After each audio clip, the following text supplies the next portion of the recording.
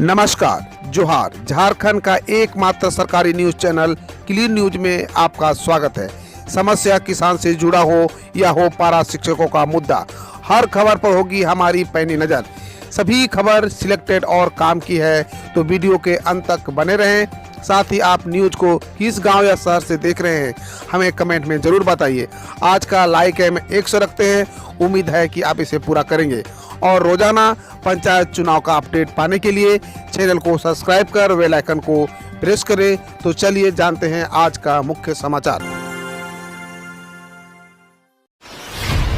झारखंड में रांची समेत इन 7 जिलों को छोड़कर अन्य जिलों में कल से स्कूल, कोचिंग, जिम, स्टेडियम खुल गए। झारखंड की हेमंत सोरेन सरकार ने राज्य में शिक्षण संस्थानों को खोलने का आदेश दिया था। सोमवार शाम को राज्य आपदा प्रबंधन प्राधिकार की बैठक में यह फैसला लिया गया था। हालांकि राज्य के 17 जिलों में ही क्लास 1 से ऊपर की कक्षा खोलने का निर्णय लिया गया था, जबकि 7 जिलों में क्लास 9 से ऊपर से क्लास संचालित होंगे। इन 7 जिलों में रांची, बोकारो, पूर्वी सिंहभूम, सरायकेला, सिमडेगा, चतरा और देवघर शामिल है। नए आदेश के अनुसार अब कोचिंग संस्थानों को भी खोलने का निर्णय लिया गया है। सरकार ने स्कूलों के अलावा जिम और स्टेडियम को भी खोल दिया गया है।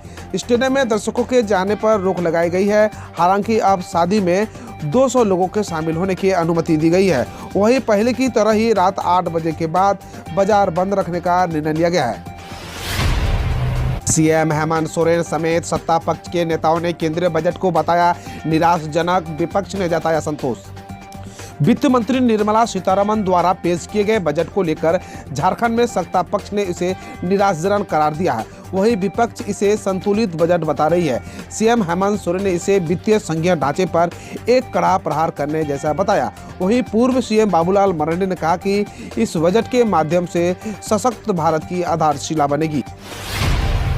झारखंड में स्थानीय विस्थापितों को 1 करोड़ रुपए तक का मिल सकेगा कॉन्ट्रैक्ट, सीएम हेमंत सोरेन की पहल लाई रंग। कोल इंडिया द्वारा अधिग्रहित की गई भूमि से विस्थापित स्थानीय लोगों के लिए अच्छी खबर है। अब इन्हें 1 करोड़ रुपए तक का कॉन्ट्रैक्ट मिलेगा। केंद्रीय कोयला मंत्रालय ने इस पर अपनी सहमति दे दी है। आपको बता दें कि झारखंड के मुख्यमंत्री हेमंत सोरेन ने केंद्रीय कोयला मंत्री से कहा था कि 1 करोड़ तक का ठेका स्थानीय लोगों को देने की योजना बने। समिति के गठन के बाद स्थानीय विस्थापितों को कॉन्ट्रैक्ट देने की सिफारिश हुई है। बोकारो सिटी सेंटर के सेक्टर 4 में फिर शुरू होगा सड़क मरम्मत का काम। क्वालिटी खराब मिली, बनाना होगा दोबारा। बोकारो में 4 फरवरी से सिटी सेंटर सेक्टर 4 में सड़क मरम्मत का कार्य फिर से शुरू होगा। इसके लिए लेवलिंग सहित साफ सफाई का काम सोमवार से शुरू हुआ। जनवरी 2022 के पहले सप्ताह में सड़क निर्माण कार्य में क्वालिटी अच्छी नहीं होने के कारण निर्माण कार्य बंद करा दिया गया था। इसके साथ ही सेक्टर 9 सहित जहां जहां सड़क मरम्मती कार्य में लापरवाही बरती गई है, वहां सड़क मरम्मती का कार्य फिर से कराया जाएगा।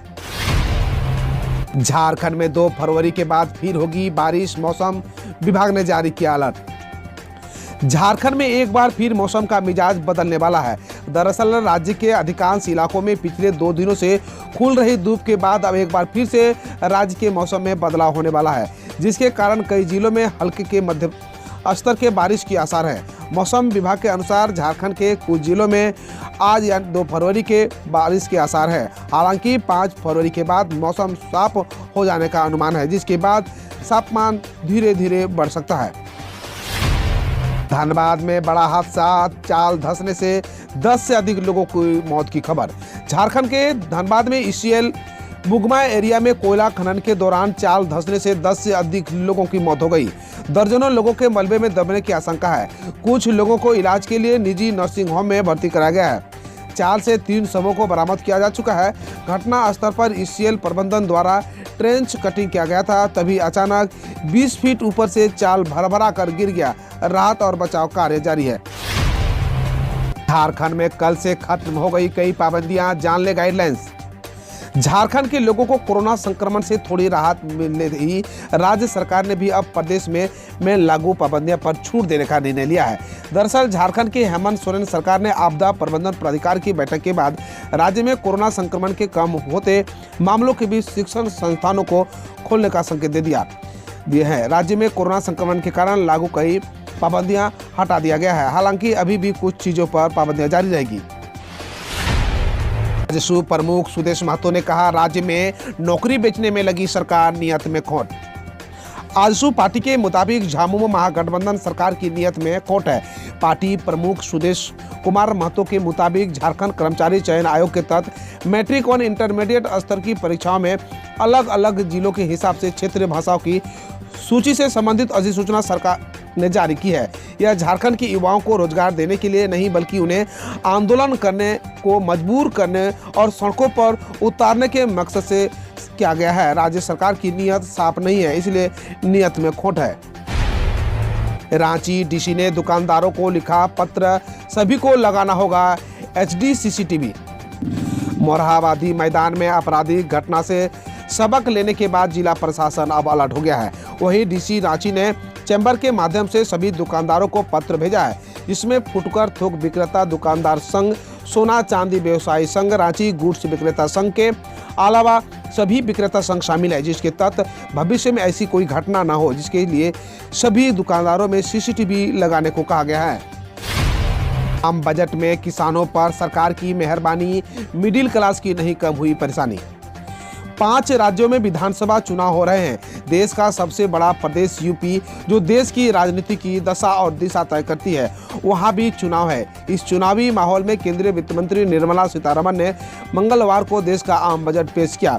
पूरा विश्व पिछले 2 वर्षों से कोरोना महामारी का दंश झेल रहा है और ऐसे में सबकी निगाहें मोदी सरकार की आम बजट पर थी। खासकर युवा, किसान, मध्यम वर्ग, जो पिछले 2 वर्षों से कोरोना से कर से सबसे ज्यादा प्रभावित हुए हैं, उन्हें इस बार के आम बजट से कुछ ज्यादा ही उम्मीदें थी। जब बजट का पिटारा खुला तो किसानों पर सरकार की मेहरबानी तो दिखी, लेकिन मध्यम वर्ग के हाथ खाली ही रह गया। युवाओं के लिए थोड़ी राहत की बात है। तमाम लंबित आवास अविलंब पूर्ण करें। मंगलवार को नारायणपुर प्रखंड सभागार में बीडीओ प्रभाकर बिरदा ने अधिकारियों के साथ PM आवास योजना और मनरेगा योजना की समीक्षा बैठक की। बैठक में मनरेगा कार्यों की जानकारी ली गई तथा आवश्यक निर्देश दिया गया। उन्होंने कहा कि वित्तीय वर्ष 2016-17 से 2020-21 के बीच अपूर्ण रहे करीब 500 PM आवास को भी पूर्ण करना है। इस दिशा में अधिकारियों को कार्य करने का निर्देश दिया गया है। सरकार की राशि लेकर आवास पूर्ण नहीं करना उचित नहीं है। सरकार के प्रयास से लोगों को पक्के मकान में रहने का अवसर मिला है। उन्होंने कहा कि पारदर्शी तरीके से योजनाओं का संचालन हो रहा है ताकि लोग लाभान्वित हो। कहा कि चालू वित्तीय वर्ष में 3248 लाभुकों को PM आवास की सुविधा मिली है। बिहार के लिए अच्छा खबर, बिहार में इस रूट पर चलेगी पहली सोलर ट्रेन, जाने भारतीय रेलवे का पूरा प्लान। बिहार में बुलेट ट्रेन चलाने की नई पटरियां बिछाई जाने लगी है। इसके लिए सर्वे कार्य भी जारी है। इसमें यह तय होगा कि यह पटना रूट से हावड़ा जाएगी या फिर गया रूट से, लेकिन इतना तय है कि इस परियोजना के आने से बिहार में विकास को और गति मिलेगी। बद्रीनाथ धाम के कपाट खोलने की तारीख 5 फरवरी की होगी तय। बद्रीनाथ धाम के कपाट खोलने की तारीख 5 फरवरी को नरेंद्र नगर राज दरबार में तय होगी। इसी दिन गाडू घड़ा तेल कलश यात्रा की तिथि भी तय की जाएगी। उत्तराखंड चारधाम श्री बद्रीनाथ केदारनाथ मंदिर समिति के मीडिया प्रभारी डॉक्टर हरीश गौड़ ने बताया कि बसंत पंचमी के दिन सुबह 10 बजे से कपाट खुलने की तिथि तय करने को लेकर कार्यक्रम शुरू होगा।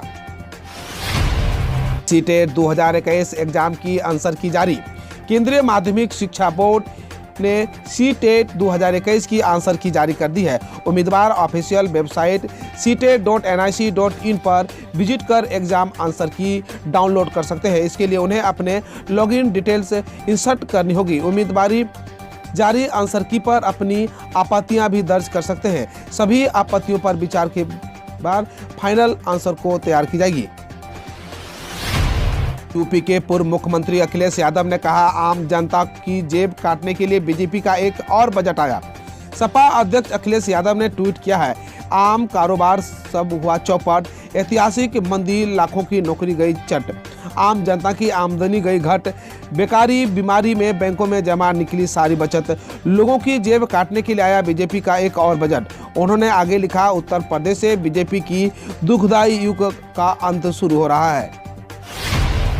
दिल्ली के सीएम केजरीवाल ने कहा, शहादारा गैंगरेप पीड़िता को 10 लाख की सहायता की घोषणा। दिल्ली के मुख्यमंत्री अरविंद केजरीवाल ने शहादारा गैंगरेप पीड़िता को मंगलवार को 10 लाख की वित्तीय सहायता देने की घोषणा की। उन्होंने ट्वीट किया, हम यानी पीड़िता के लिए अच्छा वकील नियुक्त कर रहे हैं। इस मामले को फास्ट ट्रैक भी करेंगे ताकि जल्द से जल्द न्याय मिल सके।